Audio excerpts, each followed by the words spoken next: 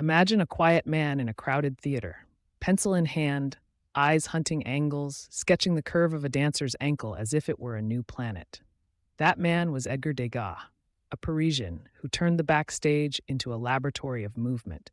He is the painter who loved rehearsal more than performance, detail more than heroics, and composition more than spectacle. Today, we follow his restless curiosity, from the grand family portrait that announced a serious young painter to the smoky cafe that scandalized Paris, to the exhausted ballerinas who became his lifelong companions. Listen for paradoxes. A founding figure of Impressionism who disliked painting outdoors, an artist obsessed with femininity who often painted women alone, unidealized, at work and at rest. Over the next 8.5 minutes, we'll move through Degas' life and art, the influences, the techniques, the controversies, and the quiet innovations that reshaped how we see modern life.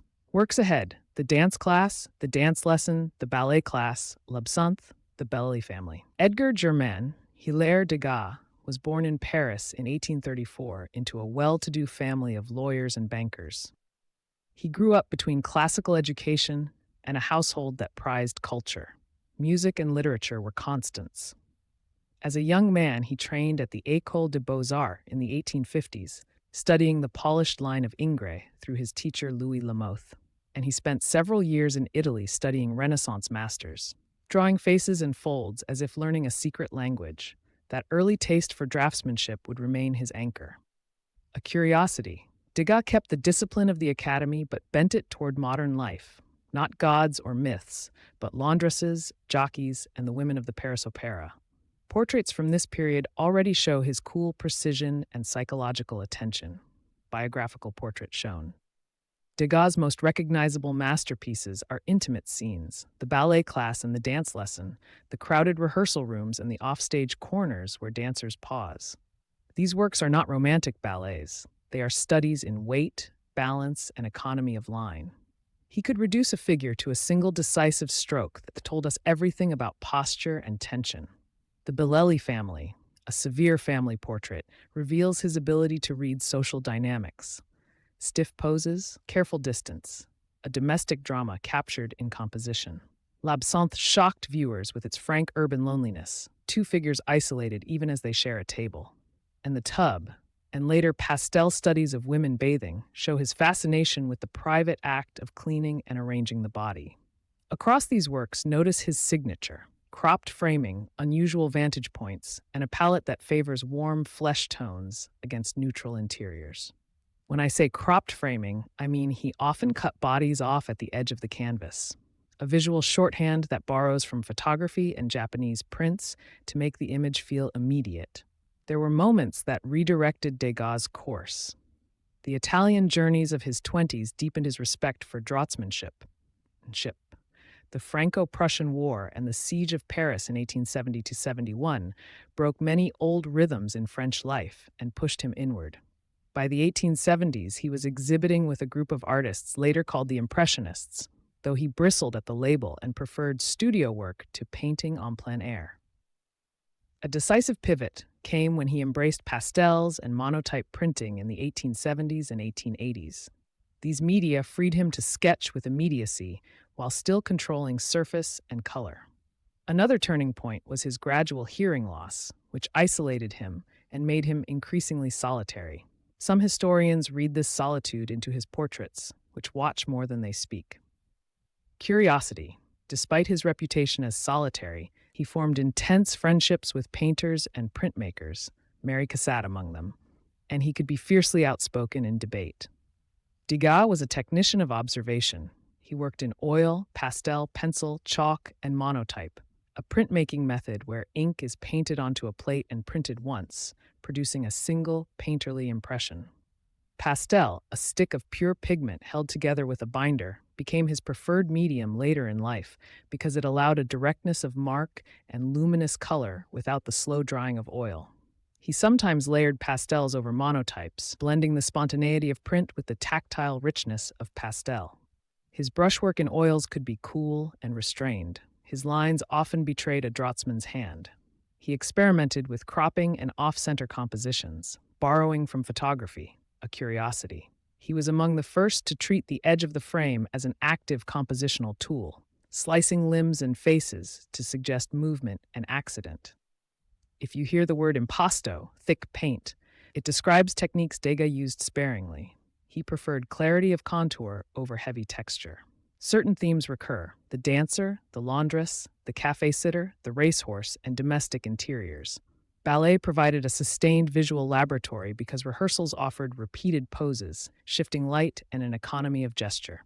Degas' dancers are not spectacles, they are workers, tying ribbons, adjusting shoes, stretching tired limbs. Women bathing are another motif, intimate, sometimes awkward, usually unidealized. He returned to family portraits and to scenes of modern leisure and labor because he sought truth in everyday gestures. Symbolically, Degas' work often reads as an inquiry into the body at work, muscles taut, balance found, the private rituals of preparation. Curiosity. His paintings can feel like sequences of still photographs, snapshots that together build a choreography of modern life. Degas' reception was mixed and sometimes hostile. L'Absinthe was labeled vulgar by conservative critics when it appeared, a painting accused of promoting decadence simply because it showed people in a cafe mid-desolation. He was criticized for what some called coldness of feeling. His figures rarely look out to console the viewer. He could be abrasive in personality, and he publicly attacked critics and even colleagues at times. Yet he was also admired for his draftsmanship and his daring compositions. Over time, critics came to value his probing realism and inventive methods. Curiosity. In later life, he destroyed works and sketches he judged unworthy, a picky and surprisingly modern self-curation. He controlled his legacy even as it grew beyond him. Degas reshaped how artists think about movement, space, and the fragment. He taught that an image need not present a heroic moment to be profound. It could convict us through a fragment, a shuffle of feet, a taut shoulder. His use of pastels revived and expanded the possibilities of the medium. His monotypes pointed forward to expressionist and modern printmakers. Photographers and filmmakers have since borrowed his cropped frames and off-center narratives, the idea that a composition can feel like a slice of life rather than a stage set. Many 20th century artists, from the formal experimenters to figurative painters, cite him as an influence. Curiosity. His sketches from the opera pit and the racetrack show the same attention to rhythm, whether a dancer's turn or a horse in motion. He translated physical tempo into visual tempo. Quick curiosities. 1. Degas insisted he was a realist who painted modern life, often rejecting the name Impressionist. 2. He collected Japanese prints and borrowed their cropped compositions and use of flat color. 3. He sketched constantly in public places, theater wings, racetracks, laundries, yet he usually finished works in the studio. 4. Later in life, his hearing loss led him to dislike music in public, though he remained fascinated by the choreography of dancers. Another surprising fact, he sometimes reversed values, laying down a dark background and scraping back to reveal light, a technique more like printmaking than traditional oil painting. These small oddities make him less a single personality than a constellation of practices.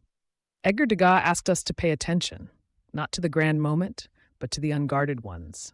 The moment a ballerina ties her ribbon, the pause at a cafe table, the private ritual of washing.